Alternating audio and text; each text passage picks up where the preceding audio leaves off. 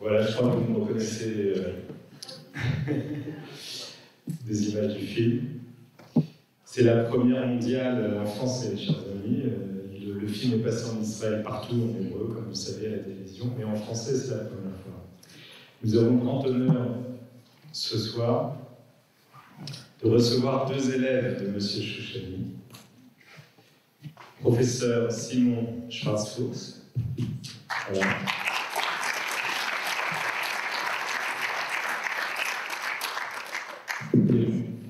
Et Moshe Oren, du kibbutz Shalom. Voilà. C'est un grand honneur de vous recevoir. Je propose qu'on commence par la première question qu'on pose toujours. Où et quand avez-vous rencontré M. Chouchani, chacun? Moshe Oren. ערב טוב, ותודה רבה למיכאל, ותודה רבה לכולכם.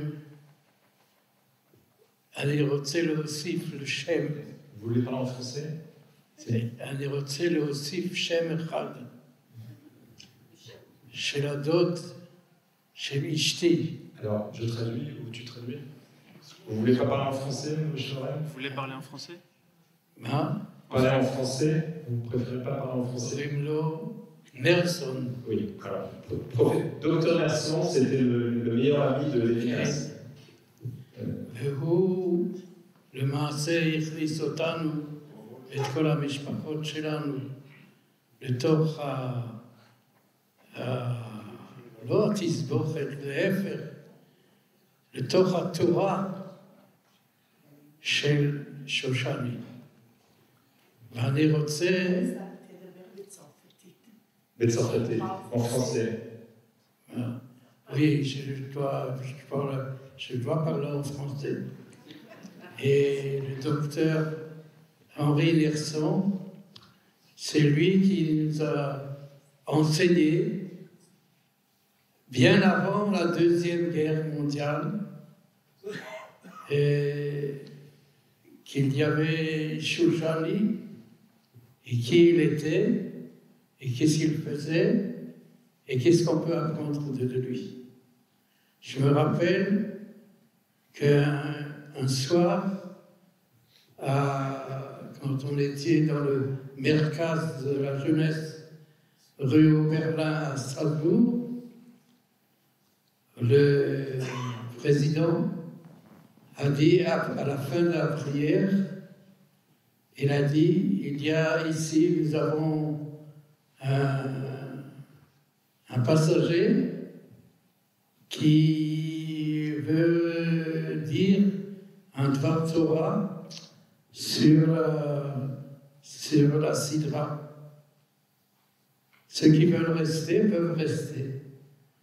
Mon frère, Abraham Raphaël Oren, et moi-même, Yaakov Moshe, qu'on appelait à l'époque Marel, nous sommes restés.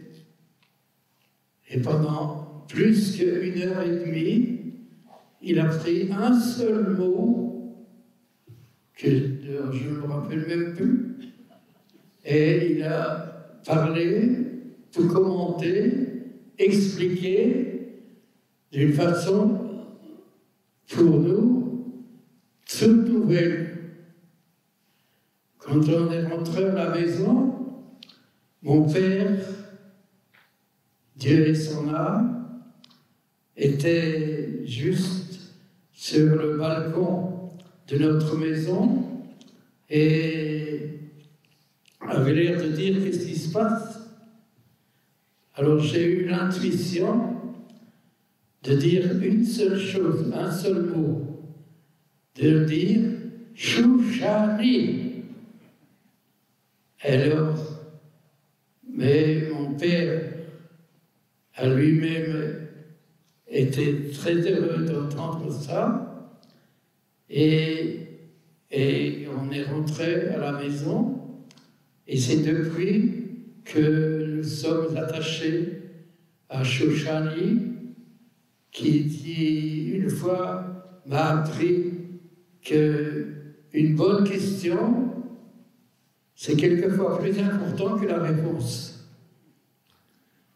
Et en tous les cas, je peux vous dire que le lendemain, ce Shabbat, mon père également était à sa choule, et lui-même a entendu les commentaires de Shoushani, et comme nous, il était convaincu qu'ils étaient en train d'apprendre la Torah. Voilà. Moshe, je me permets de vous interrompre pour passer la parole. Je reviendrai vers vous. Professeur Schwarz-Fuchs, on vous voit quelques secondes dans le film, hélas, je n'ai pas pu mettre plus de votre interview. Racontez-nous quand et comment vous avez rencontré M. Chouchet. Comment je l'ai rencontré? Bien, Chouchani, cela a été bien montré dans le film, était en fait un homme solitaire. Et s'il y avait un adjectif pour le désigner, c'est un Litvak, et c'est un Litvak qui a rencontré un autre Litvak, à savoir Lévinas, et il y avait un lien particulier entre les deux à cause de cet héritage. J'ai rencontré Chouchet, je crois que j'avais 10 ans. Mon père était à la recherche d'un professeur de Talmud, denrée très rare en Alsace à l'époque. L'Alsace d'aujourd'hui, et même celle d'hier, n'a aucun rapport avec ce qui était avant la guerre. Je me souviens bien d'avoir été à l'inauguration de la yeshiva de Strasbourg. Il n'y en avait pas. Les enfants nous se rendurent bien compte que Chouchani avait beaucoup de choses à dire. Et que la plus grande partie, sinon la totalité de son enseignement, reposait sur l'acquis de sa mémoire. Sa mémoire nous a toujours surpris. Et je me souviens bien que j'étais arrivé de recevoir le premier exemplaire du journal de la journée et de le porter à Chouchani et de jeter un coup d'œil. La deuxième étape était ça, je Chouchani, qu'est-ce que vous avez lu? Et à ce moment-là, commençait un miracle. À réciter par cœur le journal. Et il disait mot à mot le journal. Alors, vous avez dit que vous aviez 10 ans, mais vous n'avez pas commencé à être son élève à 10 ans. C'est par la suite. Vous l'avez rencontré pour la première fois à 10 ans. Je l'ai rencontré, j'ai appris beaucoup de choses dans ce. J'ai le sentiment peut-être que certains pourraient encore être rajoutés. Sur par exemple le rapport de Chouchani avec ce qu'on appelle la Réka grecque, l'orthodoxie alsacienne. Chouchani est tout semble-t-il un homme pratiquant. En tout cas, on n'a jamais trouvé en train de faire défaut à la tradition. Mais dans les années qui ont suivi, il a habité pendant longtemps chez nous. Le loyer, c'était en haut de Talmud tous les matins. À Strasbourg? Il était chez vous à Strasbourg? Non, moi, nous n'habitions pas à Strasbourg. Ça? À Veulin. D'accord. Et vous l'avez revu ensuite à Limoges, après la guerre? Ouais. C'est ça? Non, pendant la guerre. Pendant la guerre à Limoges? N'oubliez pas une chose, c'est qu'on parle toujours des Mephounim aujourd'hui. Je dis à mes enfants que je suis l'ancêtre des Mephounim. J'ai été évacué en 1939. Tout le monde est parti. Tout le monde est parti. Et les départements du centre de la France était à ce moment encore de vitesse. Il y avait beaucoup de maisons vides et c'est le gouvernement qui a décidé de nous envoyer là-bas. Je l'ai connu là-bas. Et vous aviez des cours particuliers avec M. Chouchani? Des cours particuliers avec M. Chouchani, et il y avait aussi des cours en groupe. Les cours en groupe, il y avait allusion dans ce film, il m'entendait chaque élève. Je me souviens de cette comparaison avec Toscanini. Oui. Je vais ajouter encore deux choses. La première, celle que j'ai dit, que pour nous, Chouchani, ça a été un don de Dieu. Et nous devons être reconnaissants. La deuxième chose, c'est qu'on a connu tout à côté de Chouchani, on a côté un juste parmi les nations, M. Espinel, Étienne Espinel, et c'est grâce à lui que nous avons célébré avec le maire de Vichy, après la guerre bien entendu, on a festi tous les élèves des écoles à côté de Vichy ont participé à cette cérémonie. Et moi j'ai dit là-bas, entre autres, merci, merci, merci. Merci pour le passé, merci pour le présent, et encore plus merci pour l'avenir. Alors, ce qui m'intéresserait, je pose la question à tous les deux, c'est comment Chouchani a influencé votre vie? J'aimerais bien savoir. Je me rappelle d'une réponse magnifique que vous m'avez donnée, et chacun d'entre vous. Qu'est-ce que vous avez retenu? En quoi il vous a marqué? D'une certaine manière, je peux dire, il est à l'origine de la continuité d'une certaine manière de vivre et de penser. Je ne peux pas dire que la rencontre avec Chouchani a fait de moi un administrateur, mais je peux dire, par contre, il m'a appris à respecter tout ce qui est à rapport à l'enseignement. Grand respect pour l'enseignement. Il y a quelque chose qui m'a amusé, une certaine contradiction. Dans l'autre interview, vous m'avez raconté, vous avez reçu une baffe de Chouchani de façon imagée. C'est à un moment, il vous a dit quelque chose qui vous a interpellé. Vous étiez en train d'apprendre la Gemara, le Talmud, et vous pensiez passer à Rashi, à l'étude de Rashi pour comprendre, c'est ce qu'on fait d'habitude pour mieux comprendre la Gemara. Et à ce moment-là, M. Chouchani, m'avez-vous dit, vous a dit non, Rashi, c'est pas important, c'est pour ceux qui n'ont pas compris la Gemara. Vous vous souvenez? Et c'est intéressant, parce que donc, le grand Chouchani vous dit Rashi n'est pas important, mais vous avez approfondi le sujet, puisque vous avez écrit un livre célèbre sur Rashi. Oui. Je dois dire, le respect intellectuel, affectif, pour tous ceux qui étudient, ça, Chouchani a su le transmettre à droite ou à gauche. Quand Chouchani parlait, on était d'accord ou non, mais on était sérieux. Et vous, Moshe, alors comment il vous a influencé? Je voudrais dire la dernière chose qui est, à mon avis, très importante.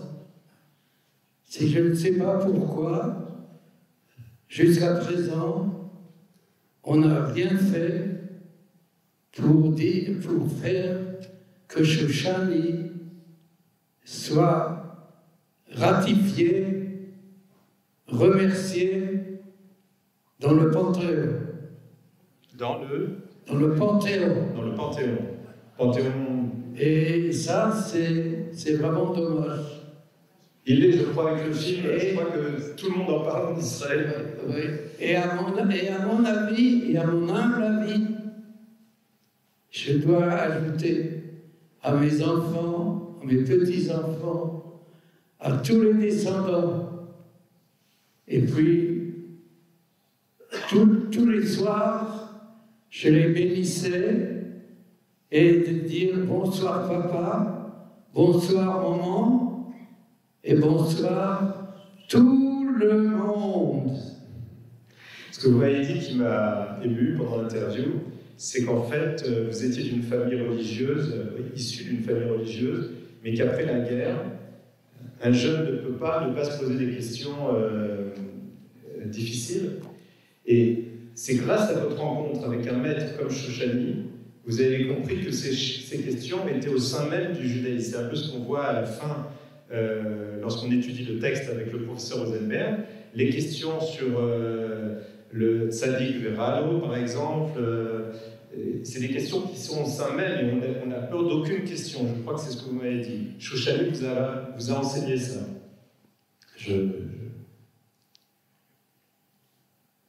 Et voilà. Bon, je vais juste me joindre à la discussion parce qu'il faut aussi poser des questions à Michael. La question la plus simple, la première, c'est qu'est-ce qui t'a pris? Parce que beaucoup de gens ont entendu parler de Shoushani. Le livre de Shlomo Malka, de Salomon Malka, il est paru en 1994, donc ça fait 30 ans. Personne n'a été aussi loin dans ses recherches. Donc, qu'est-ce qui t'a pris de sacrifier 10 ans de ta vie à... J'ai attrapé le virus, ça frappe comme ça, on ne sait pas pourquoi, on est malade. Oui, tu es le seul à avoir attrapé. Je ne suis pas le seul. Écoutez, regardez, les personnes extraordinaires qui ont été ses élèves, on donne beaucoup de place dans le film à Elie Wiesel parce qu'il est célèbre. Moi, j'adore Elie Wiesel en tant qu'écrivain, mais il y a des gens qui ne sont pas forcément aussi célèbres que lui, qui sont extraordinaires. Il a eu une telle influence tout en restant caché. Et alors, vous savez, il y a des gens qui m'ont dit on ne peut pas faire un film sur M. Shoushani. Pourquoi? Parce que, ce que dit aussi le professeur Zéna, il fallait l'avoir rencontré. Il faut avoir rencontré. Et en général, les gens que j'ai rencontrés qui m'ont dit, avec une lumière dans les yeux, ils en parlent, ils disent il y a l'humanité et Shoushani, c'était un être à part dans tous les domaines. Il y en a même un, M. Sicurel, j'ai pas eu la chance de l'interviewer, j'ai reçu son témoignage. Lorsqu'il rencontrait Shoushani, il disait c'est comme s'il rencontrait la Shrina. Vous vous rendez compte?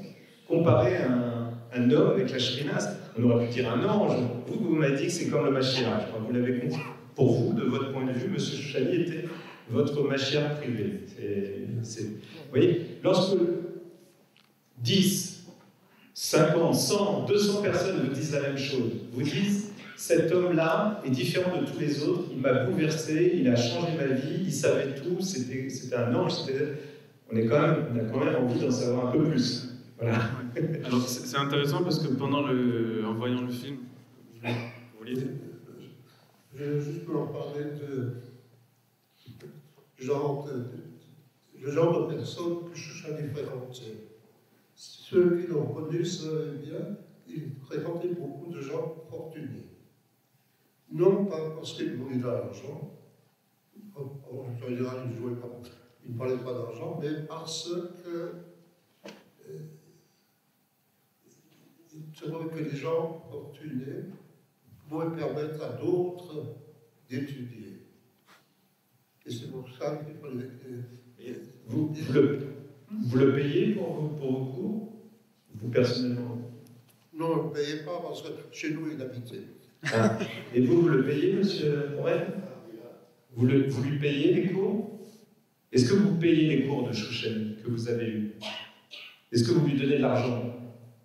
Non. Non? Non. Moi, je faisais partie des élèves qui n'avaient pas besoin de payer. Voilà. Et ça, je me rappelle. Il enseignait très souvent gratuitement aussi. Très large. Quand revient le Shabbat, que chantent les anges. Quand revient le Shabbat, que chantent les anges. Gloire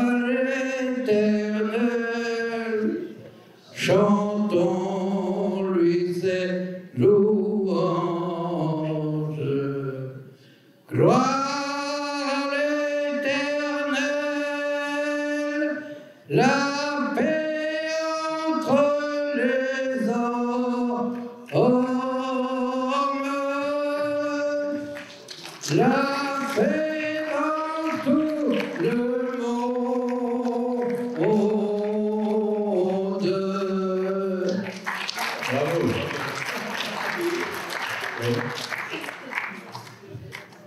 Concernant le film, j'ai été un peu surpris, vous avez pas vraiment pour cela, de la manière dont vous avez décrit l'arrière-plan du livre, la scène sur laquelle se déplaçait Chouchani. Chouchani était un homme pratiquant. Il ne le montrait pas souvent. Je dois dire, pour un homme qui a vécu chez nous pendant des mois, je n'ai jamais vu Chouchani avec les Chili. Ah bon? Je suis sûr qu'il devait les mettre. Il occupait la place. Et ce n'était pas un homme qui prêchait et qui voulait donner l'exemple. Et qui pensait simplement que les études en soi ont une valeur morale et que la poursuite régulière des études est de nature à répondre à beaucoup de questions. Vous avez comme... C'est aussi pour ça qu'il a écrit, comme vous l'avez bien montré, ce qu'il a pensé, mais il a peut-être pas le cas à l'écrire de façon difficilement accessible. Oui, tout à fait. Qu'est-ce que vous pensez tous les deux des aspects on va dire, sombres de M. Chouchani? Parfois on en rit, comme Élisée qui raconte qu'il lui a volé des livres, une bouteille de whisky, etc. Et parfois il y a une dame, vous avez vu dans le film, qui dit c'est le diable. Il y a des gens qui ne s'approchaient pas de Chouchani parce qu'ils pensaient qu'il n'était pas religieux, c'était pas quelqu'un de fréquentable. Qu'est-ce que vous pensez de ça? Que dois-je dire? C'est inimaginable. Comme ce monde est tellement compliqué, et malgré l'émancipation, où nous croyons comme élèves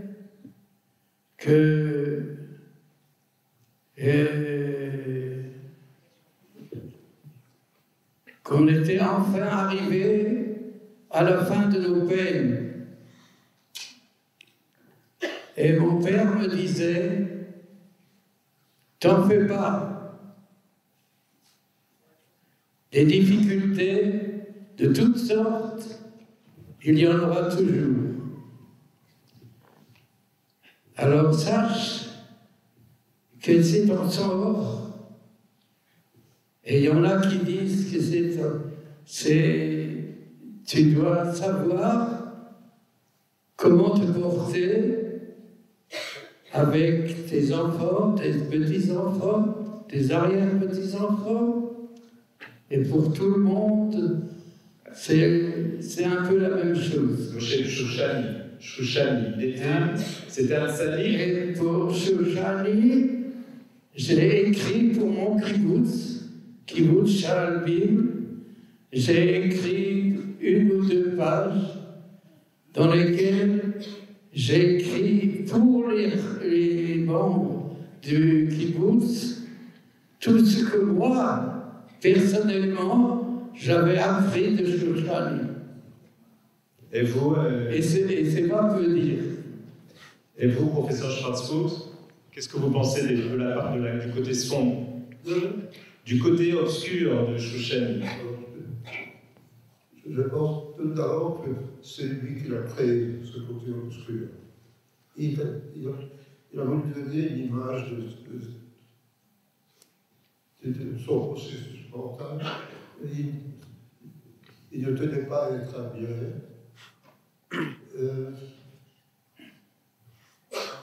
après, c'était toujours extrêmement indépendant dans la manière de s'exprimer. Je ne sais plus quel personnage a parlé de Chouchani et des filles. Ce que j'ai vu, Jean, ne confirme pas cela. C'est entendu, il aimait bien, moi, une belle fille, et ça n'allait pas plus loin que cela. Il n'y a jamais eu de faute ou de réel Madame Chouchani dans les environnements. Il était né, semble-t-il, pour être seul.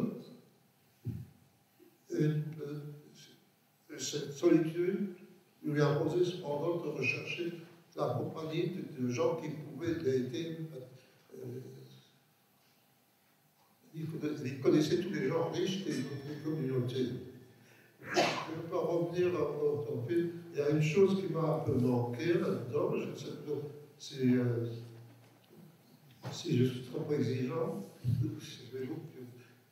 l'Alsace n'existe pratiquement pas. Non, en fait, vous savez, il y a beaucoup de choses qui manquent à un film. C'est un film d'1h30. Je pourrais faire un film de 50 ou 100 heures.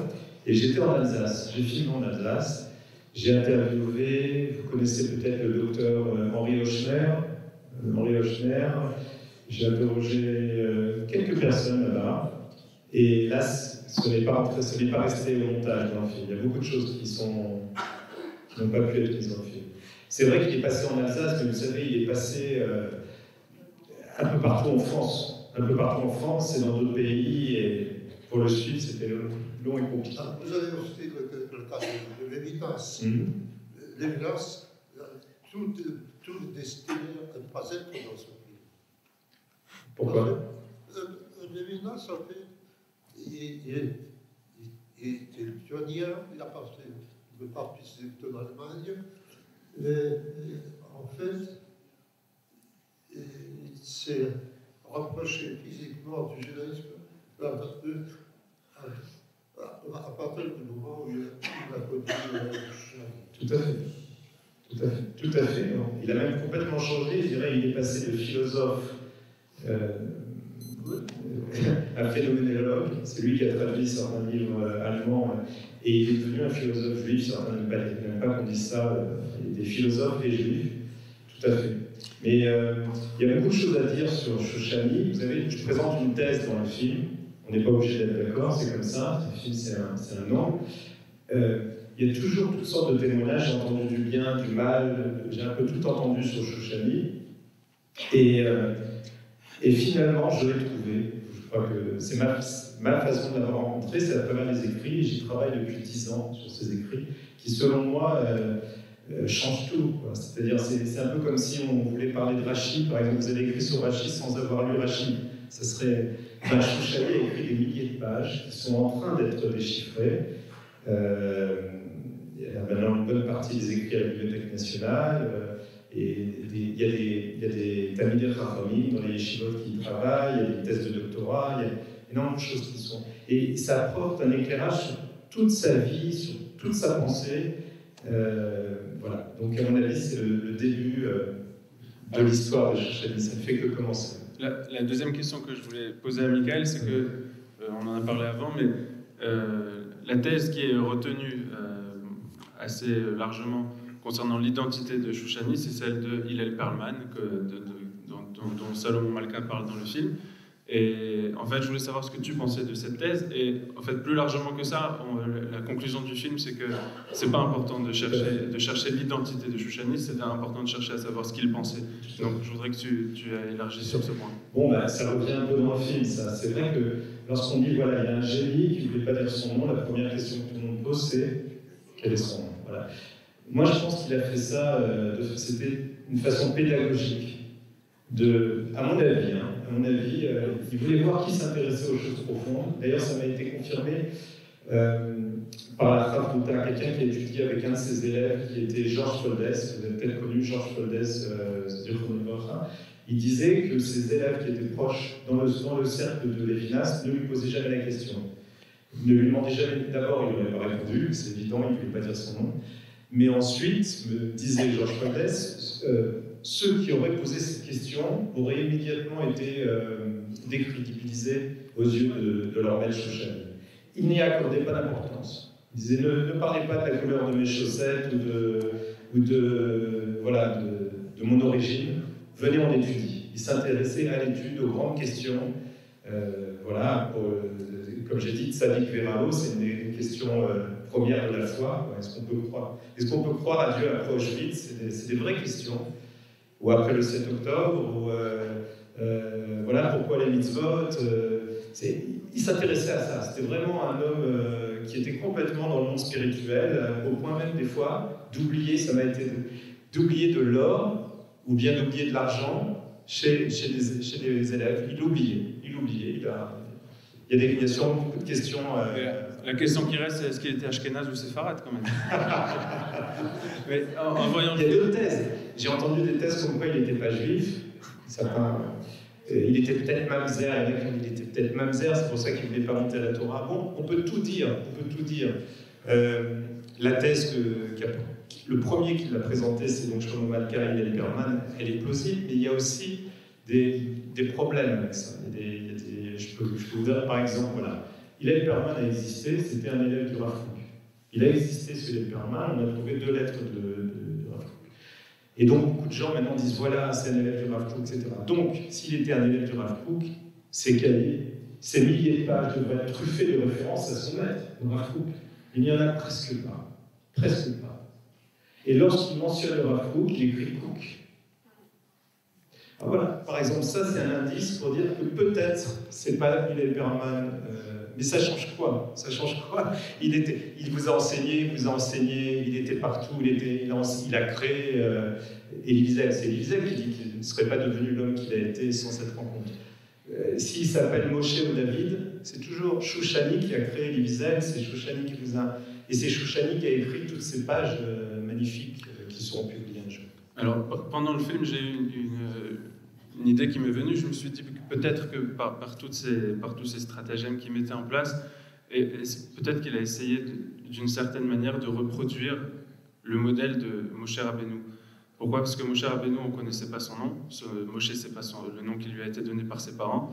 On ne connaît pas vraiment son identité. Est-ce qu'il était, d'après les enseignements du Manitou, est-ce qu'il était égyptien? Est-ce qu'il était hébreu? Est-ce qu'il était peut-être midianite? Et d'un autre côté, il nous a laissé un texte qu'on déchiffre jusqu'à aujourd'hui. Et voilà. Par exemple. Et il était bègue. Il était aussi. Et il dit aussi, comme c'est dit dans le film, c'était aussi je ne sais plus le terme qui est employé, mais il ne faisait pas écran entre la parole d'Hachem et son enseignement. Il se considérait lui-même comme un passage, un tuyau. Donc, de la même manière, Chouchani se voyait comme un tuyau de sagesse. Voilà, c'est l'idée qui m'est venue. C'est une belle interprétation, il y en a d'autres. Il y en a qui le comparent à Elisha Ben Abouya, qui est, d'après dans le Talmud, un renégat. Bon. Est-ce que vous avez rencontré le nom Schnourba? Tout à fait, oui. Un homme très important. Tout à fait, Monsieur Schnorman. Et Schnourba est à l'origine de son passage à Montevideo. C'était un des élèves les plus proches de Chouchani, donc en Alsace et ensuite à Montevideo. Il faisait tout pour lui. C'était tout à fait. Je vous dis, ma frustration d'avoir rencontré, je ne l'ai pas rencontré, il était mort avant que je commence. Mais j'ai énormément de matériel, donc d'interviews, d'élèves, et des choses passionnantes. Parce qu'en fait, chaque élève, comme vous-même, vous apportez vos souvenirs, mais en même temps avec l'optique, votre expérience de vie. Et c'est ça qui est intéressant. Je veux dire, il a influencé différemment chacun. Il parlait à chacun. D'ailleurs, ça, c'est une anecdote. Vous avez vu, on voit apparaître de façon courte Claude Rivlin, Zirkono Libraha, il est mort récemment, Claude Rivlin, à Paris. Et il dit qu'il a rencontré pendant une demi-heure, à peu près 40 minutes, Chouchani, et qu'il lui a dit « C'est incroyable tout ce que vous dites, ça me pénètre comme si vous parliez à mon âme. » Et M. Chouchani lui a dit « Tout à fait, c'est tout à fait exact. » Il a dit « Oui, c'est vrai, parce que je suis un vrai maître. Et un vrai maître, c'est celui qui sait parler à chacun comme il y avait 600 000 âmes au Mont Sinaï, un vrai maître, c'est celui qui sait parler à chacun de ses élèves de façon différente. Quel est l'exemple du public Avec plaisir. Mais Prenez le micro, parlez, prenez le micro. pendant la guerre, un peu avant et un peu après, Schlormann était tous les Tout à tournants. fait. Un des plus fidèles, tout à fait, Monsieur Schlormann. Oui, toutes mes félicitations aux réalisateurs. Mais j'aurais une question, disons, c'est l'intrigue dans l'intrigue. Dans le film, j'ai oublié son nom, vous avez interviewé une personne qui a dit qu'il possédait des écrits, mais qui ont disparu. Vous avez su comment, pourquoi, exactement? Il s'appelle Abraham Blonder, il est en vie, hein, vous pouvez lui parler à Jérusalem, il jure, hein, c'est quelqu'un en plus qui a fait des études scientifiques, c'est pas un mystique ou quoi, qu'il a mis de côté 10 cahiers de Shoushani dans un, comment on dit en français déjà, un grenier, hein, et que ensuite, lorsqu'il a voulu les reprendre, ils ont disparu. Je lui dis, mais il y a toute une scène en fait, ils ont même téléphoné dans leur ancien appartement avec moi pour essayer de retrouver, rien à faire. Il est persuadé que c'était là-bas que ça a disparu. Voilà. Blonder, c'est le fils du boucher. Non, je ne sais pas. Il y avait un boucher Blonder. très avant Montrigneur, le boucher à la mode. Je ne sais pas. Blonder. Je ne sais pas. Il y a des questions Oui, je me suis intéressé à M. Shoushani il y a une vingtaine d'années, à travers quelqu'un que j'ai bien connu, qui a fait sur la guerre avec nous il y a 26 ans, et dont le père, cette personne-là existe toujours, il s'appelle Abramov, et dont le père était un des élèves les plus proches, Jacques Abramov, de M. Shoushani. Ce Jacques Abramov, qui est d'Ouzbékistan, est un des inventeurs les plus prodigieux du XXe siècle. Il a inventé des choses.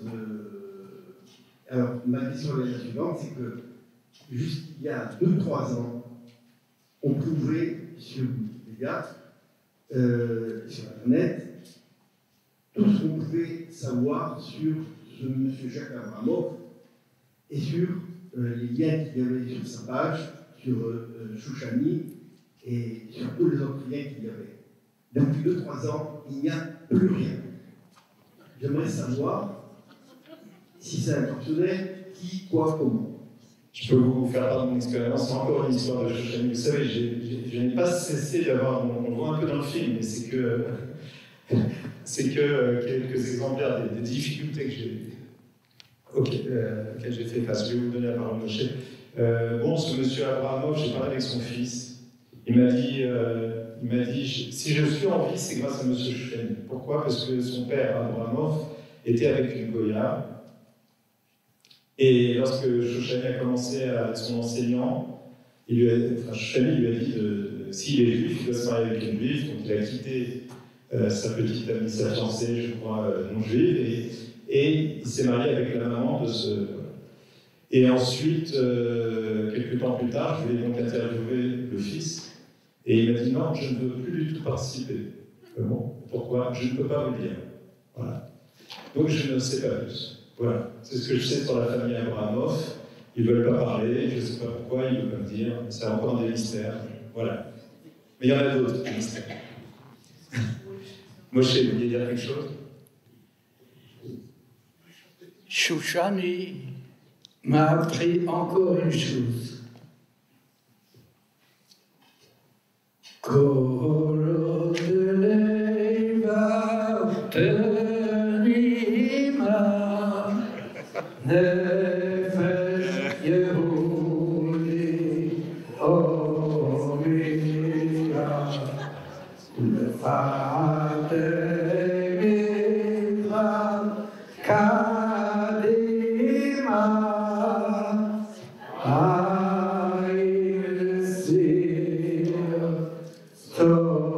Sophia, Kolora, Tikvatenu, Hatikva, Loriot Chofshi, La Chouvrei.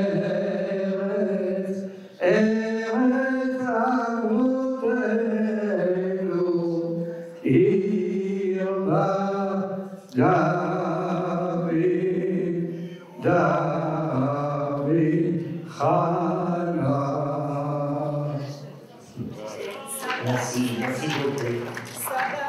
Ça va. Et Shushan, il met le frachet. Bon, vous avez d'autres questions? Il y a une question là. Alors, allez-y, madame. On ne vous entend pas. Excusez-moi. Plus fort. Vous faisiez référence à son côté obscur. Oui. Il y a une remarque d'Élisée qui m'a interpellée dans le film. Oui.